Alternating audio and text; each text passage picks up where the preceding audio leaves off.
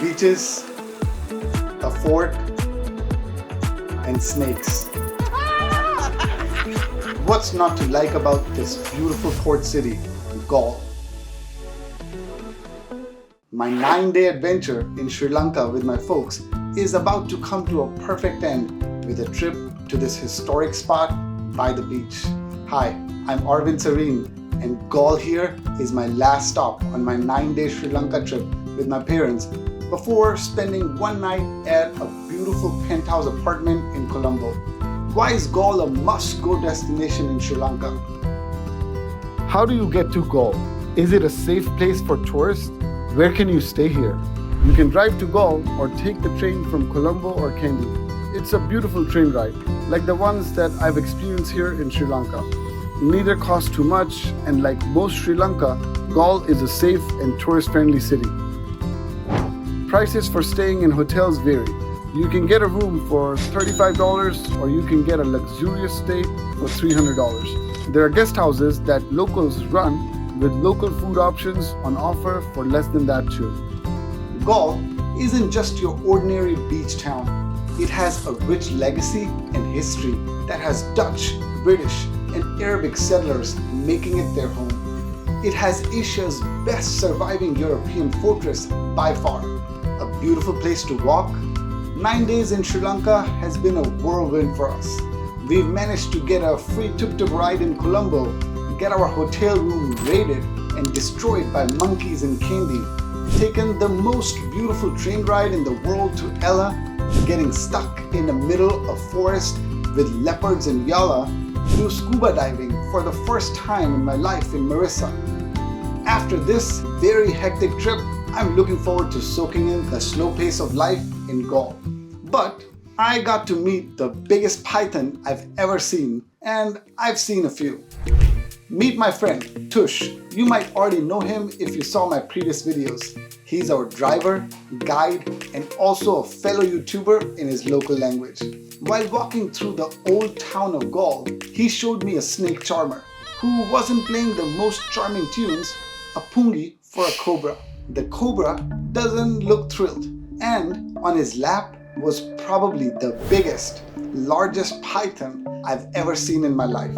He called me to touch it, and so I did, so I can get some content for you guys. So much I have to do for interesting content on this channel. Well, my bravery lasted only till he wrapped that 7 feet long snake around my neck. I mean, it's not like I've never wrapped a snake around my neck. I did it in Vietnam, but so did a couple of other people, so I thought that it was safe. But I didn't fancy being choked by a 7-foot python, and to be honest, they belong to jungle, not here. The snake charmer said nothing would happen, but what would he lose if something did happen? This guy could be just, a sham, right? And he's there. He's going inside your... I know. And then it bites me and then he says, okay, give me 5,000 for me to cure you. What sights does Galle offer? And what's the best way to get around in the city? You should start with the Maritime Museum here, which gives you a good overview of the historic fort here. It tells you about life in a busy port city in the past, and also shows a prison from colonial times. Getting around here is cheap and easy. You could hire a taxi, but riding local tuk-tuk with friendly and talkative tuk-tuk drivers tells you a lot about the city's culture. So I focused on what Galle has to offer. How old is this town really? Turns out that it's older than Roman Empire.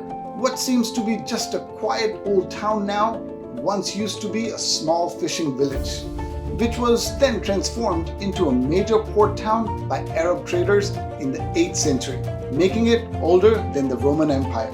A very important town with a lot of cultural significance here. Galle became a hub for the spice trade in cinnamon and clove for the whole world. As far back as recorded time, this port has sold spices to Europe and the rest of the world. Are spices still sold in Galle? Like pearls, precious stones, some jewelry, and fragrant tea, you'll find spice traders here too. But Galle's biggest source of revenue today is tourism. Sri Lanka is slowly emerging from bankruptcy and economic recession of the worst kind. Prices are high for locals here, and life is relatively hard for them. Tourism brings in money and opportunities for growth for the country. Galle hosts the country's first literature festival now. Its diverse colonial history draws tourists from all over the world. Amongst its famous tourist attractions are the Galle Fort and its Maritime Museum. When the Portuguese first arrived here in 1505, they initially built the Galle Fort in 1588, and it was used as a prison camp for local opponents of colonialism. Most colonies have an island where the undesirables, as in the prison mates, were held in isolation. Places on the edge of the world like Ushuaia, Australia, Andaman and Nicobar Islands, and Galle have all played home to inmates and evolved into full-fledged settlements later. The sturdy fort stands in good condition. After the Dutch occupation, it was fortified from 1649 onwards until it eventually fell to the British in 1796. I like history, but not so much to visit every single museum. It was a decision that I didn't have to make because by the time I arrived at the museum, it was closed. Closed on Monday and public holidays, 9 to 5. Oh no, we missed it. So it's closing? The video is not enough. Okay, no problem. Thank you. So guys, if you want to come here, the adult ticket is 550 rupees, which is about $2. There is a lot more to see in this old town and to explore, so let's continue. Bastions of Galle Fort.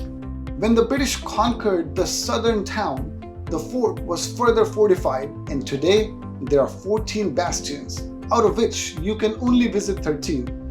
Here are all the places. So there is the old entrance, which is from 1600s, 1669, and then there is the museum complex. There is the police office, magistrate court. This is also like an old Malayan soldiers' barracks, barracks, I think. There's Court Square, where they have an open-air theater. There's the old breadfruit tree, which is very popular as well. Beautiful tree that we talked about, it's right there.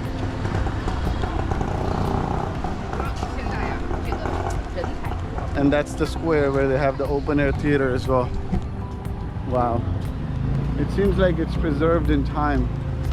Very, very nice walking square. So this white building that you see on this side is the district court. So again, a lot of important courthouses right here. And then this is a market. This is a market where they're selling paintings, they're selling some traditional dresses, some touristy dresses, but mostly paintings. The Zwart Bastion is closed off to visitors as that is the base for Sri Lankan forces. A bastion is a structure projecting outwards from a curtain wall of fortifications, most commonly angular in shape and positioned at the corners of the fort. In the north, there is the sun, moon, star, and fish mark bastion. In the east, they have the Zwart, the one that I told you about, that's close to public. Akersloot, Aurora, Point Orchard, and Commandment Bastion. In the west, we have Triton, Clipperberg, Aeolus, Neptune Bastion. And lastly, to the south where we're headed, we've got Flagrock Bastion. And now to the lighthouse. The 87-foot tall Galle Lighthouse is hard to miss. The British built it first in 1848 at 80 feet tall, but a fire in 1936 destroyed it. 3 years later, this one was erected. This one is probably the most visited lighthouse in Sri Lanka. So this is the iconic lighthouse, and it is next to a UNESCO World Heritage Site. What's special about going to a lighthouse? It tells you how big and scary the world must have felt just 400 years back, and how brave first conquerors and voyagers were. Flagrock Bastion. The sunset from the bastions of one of the oldest living forts in the world, overlooking the beautiful Indian Ocean. What an amazing view, and especially during the golden hour, right before sunset. Really the golden hour, the sunset time, an hour before sunset. It doesn't get better than this. I asked a local policeman if I could fly my drone around, and so glad for the hospitality of the people of Sri Lanka, he allowed me to do so just for 5 minutes, and he asked me to be careful. These are the benefits of being a YouTuber, so thank you. Flying my drone always makes me so happy. Capturing the view from the top, so amazing. For a historic city at a port, Galle is unique because it still has people living in the ramparts of its fort. There are schools, active places of worship like the Groote Kerk and the Miran Mosque, and functioning courthouse too. When is the best time to visit Galle? Does it offer food options for vegetarians or global cuisine? It's best to avoid the monsoon season that begins from May and lasts till about September here in Sri Lanka. It gets pretty hot in April too. Galle has many tiny cafes and eateries that bring cuisine from all over the world, but local Sri Lankan cuisine is the best. I know I missed some of the good places here, but mom and dad were tired, so I couldn't go far. I had to get them to Colombo before they fell asleep, but strolling through the old town made me realize how seamlessly the old has blended with the new. The court complex is still very much functional, and the Dutch hospital is now a shopping mall and dining precinct. There's even a little private beach just below Galle Lighthouse where you can enjoy a leisurely swim to cool off after your walking tour of the fort. For the short time I was here, Galle sure did leave a lasting impression on me. I suggest you definitely add this place to your Sri Lanka itinerary. And if you have the time, you can easily spend 1 or 2 nights here. Galle also has dozens of lovely eateries, cozy cafes, and shady spots to have a drink. As dusk falls in Galle, the city is at its best, with a buzzing atmosphere and soft lights twinkling. I absolutely loved the charm, the rich history, and the feel of Galle. It was very different from the other towns and cities we traveled to, but there were a few similarities. The fortifications were unique, but similar to many other places around the world where people would just come and walk around the beach, picnic, and celebrate with their loved ones. This city was the last stop on our Sri Lanka journey before we spent the final night before flying out of Colombo. Using the newly built expressway using Chinese money, we'll be in Colombo just in time for a late dinner. There is so much more content that I'm working hard on bringing to you. Join me in my stories as I visit every single country in the world in the next 5 years. Next up, Argentina, then Uruguay and Chile. And then I'll bring you cherry blossoms from Korea and Japan. Thanks for watching, and until next time, goodbye.